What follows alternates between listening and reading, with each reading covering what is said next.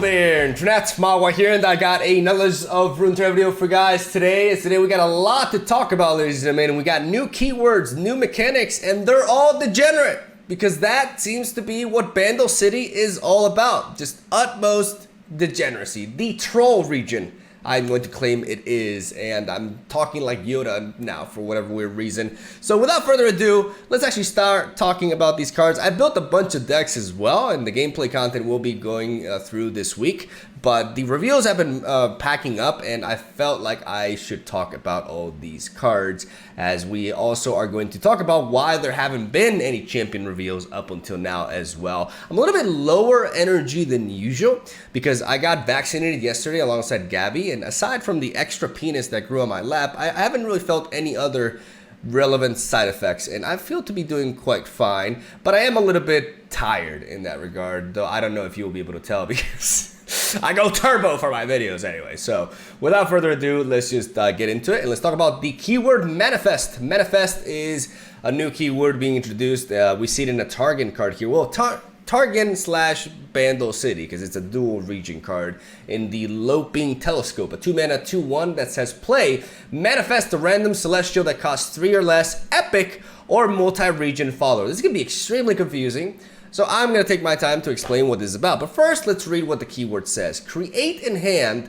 1 of 3 randomly selected cards.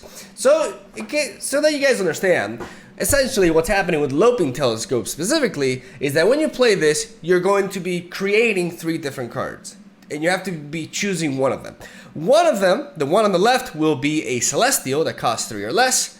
The one in the middle will be a random epic, and the one on the right will be a multi-region follower, right? So what is Manifest? Well, it is basically a different variant of Invoke. Invoke is limited to celestials, which is, in my opinion, was a very clever way of incorporating a Discover-like mechanic onto Legend of Runeterra. In case you're wondering what I mean by Discover, it's a mechanic that was introduced in Hearthstone years back, and it's a mechanic that you can definitely expect in the majority of digital card games because it is inherently very fun. It's fun to play a card and generate this pool of options and choose which one adapts best. But how you design this mechanic is also very important, because if you make the options too diverse, then predicting what your opponent may be picking up can be a big liability.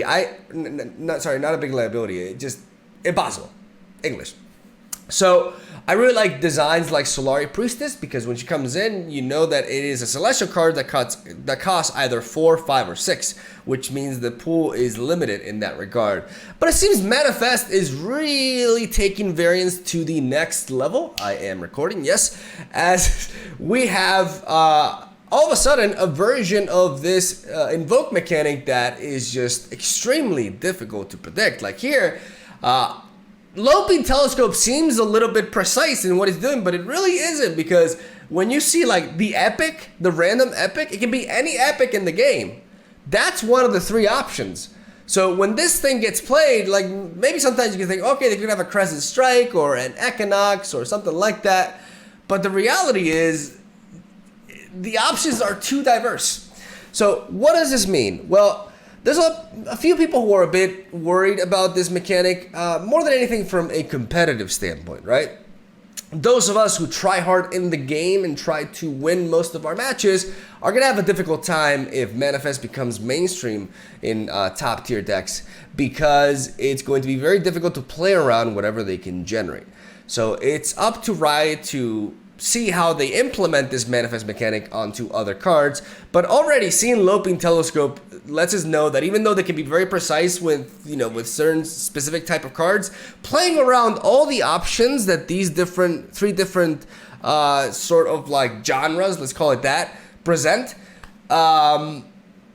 is, like I said, close to impossible. Like, there's just too many different options, and it's really, really, really hard. You have to like know the entire card collection, and even then, there's so much to consider. So my view towards Manifest is that it's definitely going to have a big impact, potentially negative towards competitive, but for those of you who don't care about winning tournaments and such, it can be a very, very fun mechanic to play, because Invoke in itself was already fun, even though it was limited to what you got. And with this, the options are much more varied. And I know there's a lot of people who are going to enjoy themselves playing these sorts of cards. And I feel like, you know, it makes sense. It's not an original mechanic, but it's also important to know that just because something is original does not mean it's good. And being unoriginal is also not bad. You know, there are some proven things that work in card games, and there's no reason to shy away from them and take a different approach at it, right? So I do like they are taking their own approach at designing these sort of like Discover-like mechanics, like I said. But I am a little bit concerned that Manifest can be a little bit infuriating just because the variance will be so high that sometimes they're just going to manifest into something that just completely counters what you're doing, and it wasn't a part of their plan to begin with, right? Or the original deck. And that can always be frustrating, but I'm not as alarmed regarding Manifest as some other more competitively oriented players are, and I feel like we can live with this, even though it can be, it's gonna make us salty sometimes, without a doubt. But it does feel like a fun take on Create, and I'm excited to mess around with it and see what other options they come up with, because this is like a very specific, you know, manifestation, like random slasher that costs 3 or less, an epic, or a multi-region follower. Like if they keep the pool from which you're pulling these random cards like relatively limited, then it can be really neat, and that's where I'll leave it at. So without further ado, let's move on to the actual cards, as we spent like 5 minutes talking about this mechanic. So Lobi Telescope we've already mentioned. We got the Bando Commando, which is a 2-mana 1/2 with elusive that has Nexus Strike, create a Hungry Owlcat in hand. What is a Hungry Owlcat? Well, it's this thing right here, this derpy 1-drop that has Spell Shield. Very important, like having Spell Shield, being able to generate multiple of these and swarm the board and potentially buff them alongside other things is really neat. And it's very important that we get to see Hungry Owlcat in the same reveal as we see a card like Battle Bonds, because Battle Bonds generally would be deemed a little bit underwhelming just because of the slow speed, right? 4 mana, +2/+2. Comparing this card to the Noxus Brother Bond, which is for 2 mana at burst speed, granting +2 power to 2 different units, it feels a little bit expensive. And the slow speed spell allows the opponent to interact with it and disrupt the buff before it even happens, right? Also, you cannot play this in response to combat or to an open attack from the opponent. So this card is limited in when you can play it, but it's giving you a lot of stats. It's inherently, for 4 mana, giving something +4/+4, right? But it's spreading to 2 different bodies. And if you have Hungry Owlcats in the mix, or other units with Spell Shield, then that can make this much better. That can actually make this legitimately an option for like Bando City decks that spread out wide effectively, right? As having a lot of cheap options to buff. Specifically with Hungry Owlcat, though, is where I think cards like this can definitely shine. So we see an elusive unit that's generating us a Hungry Owlcat every time it's striking, but it is very understated. It's dealing very little damage, even though it is an elusive unit, and it can potentially be buffed as well. So I think Bando Commando is all right. It's going to depend on how or what Bando City provides for the swarmy sort of strategies. As we see the Babbling Balladeers, which is a 3 mana 2/4 that says when I'm summoned, create a Hungry Owlcat in hand. Another card that generates a Hungry Owlcat. So we see 2 different options. Unlike the 2-drop here, which can effectively generate an infinite amount, as many times as it connects onto the Nexus, Babbling Balladeers is limited to the summon effect. Now, because it's a summon effect, if you play something like Chronicler of Ruin on this, you can generate another Hungry Owlcat. I'm not sure that value is actually worth it, but just to keep in mind that you can also bounce this back with like Retreat Return, right? You can retreat the Babbling Balladeers, return it, and when you summon it again, you generate another Hungry Owlcat. The fact that this effect is generated when summoning is really important, basically. And the stat line is not bad at all. The stat line is the same as the Ruined Dragon Guard, which is a card that I've experimented with quite a bit, and I've really grown to like the 2/4 stat line. Obviously, a 3/4 is better, but that's pretty much the premier stat line for a 3-drop. So we're sacrificing 1 power to be able to have this generating effect, and it seems like an all-right card. But again, it really depends on how good the swarmy tactics, how much support they receive ultimately. And then we got the Furious Faithfolk. In case you guys cannot see because of the low quality of this image from this distance, he is very pissed off. Like, he's actually angry. Very small face, big body, and an expensive one at that. 7 mana Fae with a 5/4 stat line and quick attack that says when I'm summoned, if you've dealt damage to the enemy Nexus 4 or more times, grant me impact 4 times. Seems like a very easy requirement to meet. So unless you're playing like a control deck, this card will pretty much always, like, I would assume, yeah, like it's, you have to like deal damage 4 times. So like having 2 different units already reaches half of that. So it's kind of like a laughable requirement, but it is a requirement nonetheless to take into account.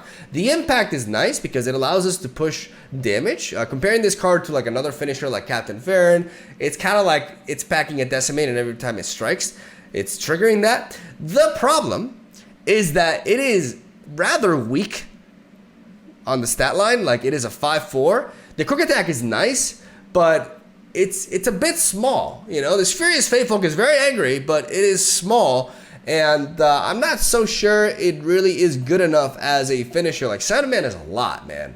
Like, 7 mana plays are very, very expensive, and we rarely see many of cards costing this much being played, and I don't see Furious Faithfolk really being different in that regard. Like, comparing this to Captain Farron is on another level, because not only are you getting the 2 decimates, you're getting an 8/8 body with Overwhelm. It's just significantly bigger, and for 1 more mana, obviously, but it's doing a lot. Maybe I'm underestimating the impact of Impact. Don't unsubscribe, please. But I think it's ultimately a little bit too slow, too expensive for what it's doing, and I think it will be seen more playing in draft, for example, expedition mode and such. Maybe I'm wrong though, but I don't expect too much out of Furious Faithfolk, and that's basically what I gotta say about these cards right here. We're gonna move on to the reveals that happened today, and this is where the degeneracy truly begins. We saw Manifest, you know, introducing that high level of variance, but oh boy, it's a prank, bro. And it's a prank that not everybody is going to enjoy. 1 mana focus speed spell that says pick 1 or 2 non-champion cards in the enemy's hand or deck, and prank it. Pick 1 of 2. Okay, so I assume that, okay, I just realized this. I assume that if you play prank and your opponent only has like 1 card in hand or none, then you can still use this to target the cards in the deck, which is really funny. Like, it makes it so that this card is not completely useless in the late game when you're just top decking and the opponent has nothing in hand, right? Which is nice. So yeah, prank. As you guys can see, it has no rarity gem, which means this card does not exist on its own in the card pool. In fact, it's being generated by other cards like the Benemone, which has the perfect face for what this is the face of people playing prank, in case you're wondering. 4 mana 4/3. When I'm summoned, create 2 pranks in hand. So I'm gonna show you guys, as you guys can see right here, here's an example that they've posted of how prank functions. You play prank, your opponent reveals 2 random cards that aren't champion in their hand, and then you see these values associated. Now, the random negative effect, from my understanding, is being implemented directly. So what I mean is, in this case, we see River Shaper and Green-Lady Caretaker. If you want to prank River Shaper, it will be getting -2 power, which is absolutely hilarious because it completely nullifies the card. Or you can be getting -1 power on Green-Lady Caretaker and it cannot block, right? But you cannot apply this prank onto the River Shaper. I could be wrong, but I think these seem to be very, very tied to the cards themselves. So there's a lot of variance with prank. But ultimately, it's always going to net you some sort of value. You're going to be able to nullify a card somewhat. And being able to do that turn 1 in this game is actually much better than you would assume. Because right now, we're in a state of the game where removal is pretty expensive, right? So dealing with threats on curve is easier said than done. But a card that can allow you to completely disrupt another card earlier on in the curve is something that we haven't really seen up until now. So this is a pretty big deal. This is, like I like to say often in my videos, impactful. Very impactful. As prank is going to have a lot of, that's what I say. Like, I say the implications. I need to expand my vocabulary. But essentially, prank is, alongside the aloof travelers that we were talking about the other day, we're starting to see a lot of hand disruption. Bandle City is gonna be that region. It's gonna be the region that people potentially hate the most, but also a very fun one to pilot yourself, right? So yeah, it's hard to evaluate the power level of Prank before seeing like all the different options, because the bigger the disruption with Prank, like the bigger the pool of negative effects. What I mean is, like, we don't know if there's like 10 different pranks or if there's only 5 or 4 or 8. The more there are, the more variance driven the card will be, and therefore the less reliable it'll ultimately be, right? So it really depends on how many there are and what these pranks ultimately are. We see 2 of them. These 2 seem pretty damn solid.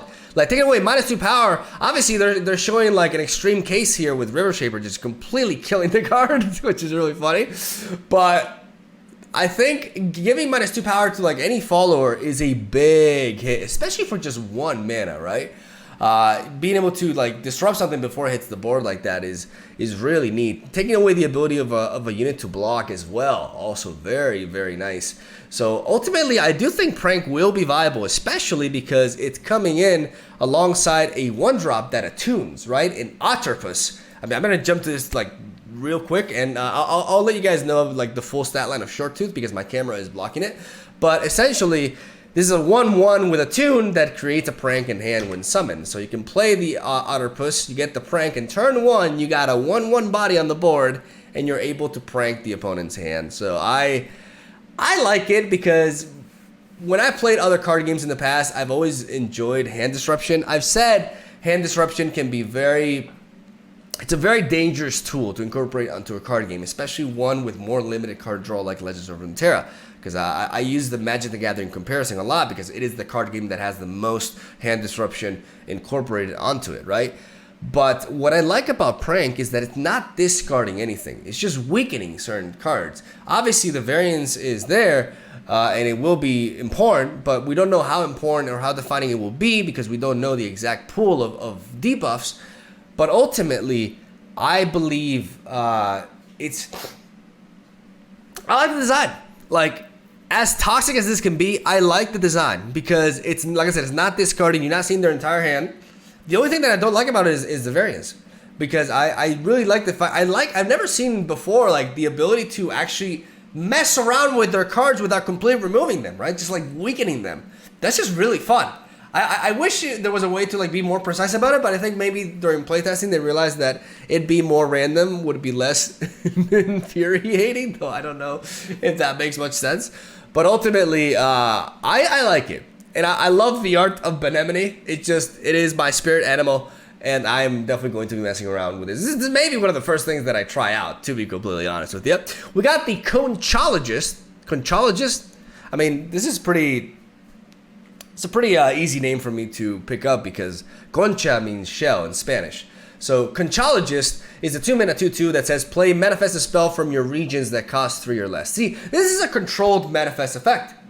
Like, we saw the 2-drop before with like 3 different options, but this one is just way more straightforward. It's like, hey, you got 2 regions, you have your spell pool here, this guy will manifest a spell from those. I really like the implementation of manifest in this card.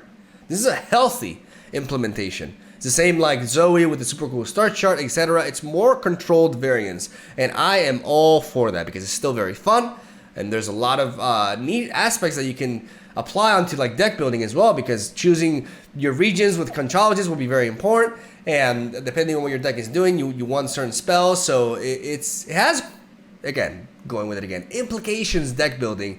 And I really like the design of this Yordle, who happens to be, by the way, in case you're wondering, in the art of every single one of these cards. If you go like full screen, you see this guy, like he's messing around with the Benemone, becoming friends, and he's also playing around with the Otterpuss, with the Kelp Maidens, and he's even getting bit by the Short Tooth right here. So yeah, I also like that little detail there. We got the Kelp Maidens, a 2-mana 2/1 elusive that has another Nexus Strike effect, like the one we saw over here with the Bando Commando. And it says, create a prank in hand. So I already love this card because the ability to just generate a prank again and again every time I hit is just hilarious. I like the fact that this one has 2 power, easier to remove, but hits harder. And I feel like Kelp Maintenance will be pretty good. I'm excited to build a deck with Otterpuss and Kelp Maintenance. Like, I am excited for this mechanic. I know it can be super toxic, and I know a lot of people are gonna hate it, but I'm a bit of a degenerate sometimes, and I do really like this. It's something like brand new, and considering Manifest is not brand new, it's nice to get something brand new. Thank you for coming to my TED Talk. So we got the Kelp Maintenance here, the Otterpuss that we mentioned. We got the Shark Trainer, another 7-drop that has a very nice stat line with 6/6. I mean, it could be better, but it's pretty good. With a tune, important to tell, when allies attack, spend 1 spell mana to summon an attacking Short Tooth. This card makes me want to try to rebuild and actually play. I've only played Irelia like once in my life, and that was the second video that I posted with the expansion with Irelia and Misfortune. I've actually never played a Zero Irelia, which is funny. And I want to play that deck again. I want to build it again with Shark Trainer, because with Shark Trainer and Blade Dance, whenever you Blade Dance, you can spend 1 spell mana to summon a 4/2 with Overwhelm, because that is the health stat of Short Tooth, because you can't see it with my webcam here. I mean, I can do this real quick, and you can see, there you go. It's a 4/2 for 1 mana with Overwhelm. So whenever you are triggering Blade Dance and getting these attacks through, we have another engine here. Like, it is an engine. It's a very late game engine. Like, it's an expensive one at that. I don't know how competitively viable it'll be, but it is another tool that can synergize with Blade Dance and take that mechanic outside of the Shurima shell. And I'm very excited for that. I think there's also like other places where Shark Trainer can go into, like, for example, scout decks, right? The thing is, again, it's important to note that it is expensive. It is a 7 mana play. Like, the game is very fast paced right now, and this guy, you know, he's gonna take a while to come in, but at the same time, he has a tune and a very nice stat line. Like, once this guy goes off the board, it's hard to remove him, and that's very, very important for an engine, right? I don't know if you want to be attacking too much with this guy. Just keep him in the back and just make sure that he can block and, you know, stay alive. But it's a big body. Like, it's easy to forgo that. Like, I'm actually really excited about this card as well. And I believe, yeah, we got 3 more here. We got the Tricksy Tentacles, which is a 2-mana fast speed version of Hunt the Weak, but it actually targets non-followers as well. It can hit champions too. I think this card, unlike the Aloof Travelers, which is actually giving you a body and discarding their strongest card, this card discarding their weakest card. People have been saying, oh, you play as an aggro. No, you don't. No, you don't. It's 2 mana. A lot of times you're going to play this and you're going to discard a 1-drop from them. I think this card is pretty awful, but maybe if there's some way to generate it, things will change, right? But I'd rather go with pranks than this, thank you. But yeah, interesting nonetheless. Shell Game is a very interesting card because it seems absolutely atrocious at first glance, but there's more to it than meets the eye. Refill your spell mana, give an ally elusive and +1/+1 this round. Because you're refilling your spell mana, this technically costs 2 mana, right? So comparing this to Sharp Sight, you're getting less stats out of it, but you're giving the ally elusive, which allows you to use this offensively as well. What I actually like about this card, weirdly enough, is the potential synergy with the likes of Heimerdinger. Why? Because with 5 mana, we're effectively, it's kind of like another take on Flash of Brilliance. We can play this card for 5 mana, then get our spell mana back, so we effectively spend 2 mana, but we generate a 5 mana turret with Heimerdinger, allowing us to more quickly work towards the level up and generate some nice momentum in our favor. We're still generating a unit with 1 health, keep that in mind, but I feel like it's very important to note, like, that's the first synergy that came to mind, the fact that we're getting another like Flash of Brilliance sort of effect, right? I want to see more cards like this. This is a very clever design, you know, because it's balanced. It's kind of weird because I say Heimerdinger, but I don't know how good this card is with Heimerdinger. I'd rather it, because it's essentially a combat trick, right? But it can be used defensively to block into an elusive and such.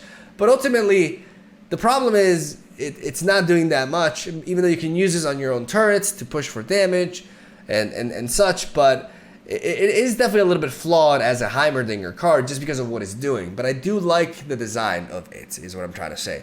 Will it be viable? Right now, I'm not really sold on it at all. The same with Tricksy Tentacles. In fact, these 3 cards seem a little bit underwhelming on their own. But if they're generated by something else, then maybe they can put in the work, because this one is a 1-mana Manifest and Otterpuss, or one of 2 spells from your regions that cost 3 or less. I mean, Trinket Trade has implications as well. That's the 3rd time I said implications. Now I'm like super cautious about it. But essentially, this can trigger Nightfall. This can allow you to promote a level up with Zoe quicker. This can work well with something like the Submersible. There we go. The Submersible can benefit from a card that is actually creating something. This can work as well. I mean, Manifest is effectively creating, right? Yeah, it's creating. So it can work well with Victor too, right? I'm seeing like a lot of very nice Victor synergy here as well, like the Otterpuss and the Kelp Maidens. Like all these cards, creating these cheap pranks can really allow you to turbo level up Victor, and that's also something that's very nice. Like I really like when they design new mechanics and they synergize with old, forgotten, more underrated or underplayed champions. Like I think that's something to consider, especially like Benemini creating 2 of them in hand too. Like that's important as well. There's a lot of creation going on here, and that's really neat for Victor. So maybe this card can work well there. I think Trinket Trade has a lot more potential than Trixie, Tentacles, and Shell Game. I mean, if I have to rank these from best to worst, it's simply just going in reverse. Trinket Trade, the best card here. Shell Game in the middle, and Trixie Tentacles just seems absolutely awful. But it's like I said, if this card could be generated by something else, then maybe things do change. And that is the lineup we got here. There's a lot to say. Like I said, this could be interpreted as very toxic gameplay, but I am all for it. I am all for Prank. I'm actually really excited for Prank. I think I'm going to have a lot of fun with it. I'm going to absolutely hate my opponents when they do it onto me. But the fact that it's not discarding and it's messing around, it's a very clever design direction to take. And I'm really excited to mess around with it. I really hope it actually... Maybe you're going to hate me for saying this, but I hope this is very viable. And I'm really excited to see where this goes, because we're definitely going in a new direction with Legends of Runeterra, with these mechanics being incorporated, and I am all for that. You know, even though Blade Dance was a thing, just because Blade Dance happened, we can't just be like, oh, new mechanic, oh no, you know, shit's going down. Like, we gotta be a little bit more optimistic and embrace Prank for what it is. A very, very fun, disruptive mechanic that I cannot wait to get my hands on. And that's where I'll end this video here. Leave a like if you enjoyed. Let me know what you think about the cards. Do you agree? Do you disagree? Do you hate me for what I said? Or will you embrace the degeneracy? English. Let me know in the comment section down below. Have a solid day. Thank you for watching. Stay tuned for daily Legends of Runeterra content. Tomorrow we'll be back at it with a gameplay video, unless there is a... Okay, yeah, I wanted to mention that real quick. There's no... I should have done that at the beginning. There's no champion reveals up until now, in case you're wondering, because we have a... we already technically have 4 new champions. It kind of sucks. Yeah, but Teemo, Fizz, Lulu, and Heimerdinger, them being reworked, technically counts as new champions, and we're getting a bunch of cards that support these champions. As we've seen reveals supporting Teemo, now we've seen reveals supporting, I would assume, Fizz, and we can see more supporting Heimerdinger and Lulu. It's exciting though, because a lot of these champions, like I really love Heimerdinger, I love Teemo, like I love the mushroom support, but we are definitely getting less champions this time around. It's important to notice that, or to point it out.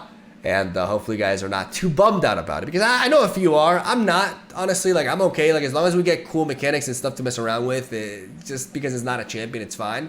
But I know a lot of people play Runeterra for, you know, the ability to play their favorite champions on a card game, and it can be a little bit sad to hear that. So just wanted to clarify that for those of you who may seem a little bit confused. Regardless, if there is no champion reveal tomorrow, there will be a gameplay upload. And yeah, the same can be said for every other day, unless the reveals stack up and there's a lot to talk about. I'll be posting gameplay, and yeah, basically I'll be posting a new video every day is where I want to leave it at. And I want to clarify that with the champions as well. So now we can go. Love ya. Have a soul day. I'll see you tomorrow.